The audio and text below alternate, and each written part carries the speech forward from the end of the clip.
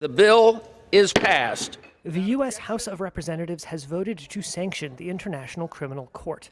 The measure comes in protest after ICC prosecutors issued arrest warrants for Israeli Prime Minister Benjamin Netanyahu and former Israeli Defense Minister Yoav Gallant over Israel's military operations in Gaza. America is passing this law because a kangaroo court is seeking to arrest the Prime Minister of our great ally, Israel. Republican Representative Brian Mast of Florida defended the bill. What the ICC is doing with their arrest warrants is legitimizing the false accusations of Israeli war crimes. The ICC said it noted the bill with concern.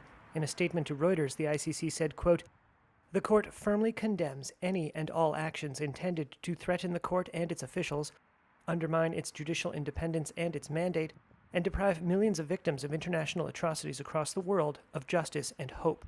In November, ICC judges said there were reasonable grounds to believe Netanyahu and Gallant were criminally responsible for acts including murder, persecution, and starvation as a weapon of war, as part of what the court called a, quote, "widespread and systematic attack against the civilian population of Gaza." Israel has rejected the jurisdiction of the Hague-based court and denies war crimes in Gaza. The court also issued arrest warrants for a number of leaders of the Palestinian militant group Hamas, which led a surprise attack on Israeli communities on October 7, 2023. Gunmen killed about 1,200 people and took more than 250 hostages back to Gaza, according to Israeli tallies. Israel's retaliation has reduced much of the densely populated coastal enclave to rubble, displaced more than 90% of the population, and killed more than 45,000 people, according to the Palestinian Health Ministry. In a House vote on Thursday, the bill titled the, quote, "Illegitimate Court Counteraction Act" passed with 243 voting in favor to 140 opposed. 45 Democrats joined 198 Republicans in backing the bill. No Republican voted against it. Republicans want to sanction the ICC simply because they don't want the rules to apply to everyone.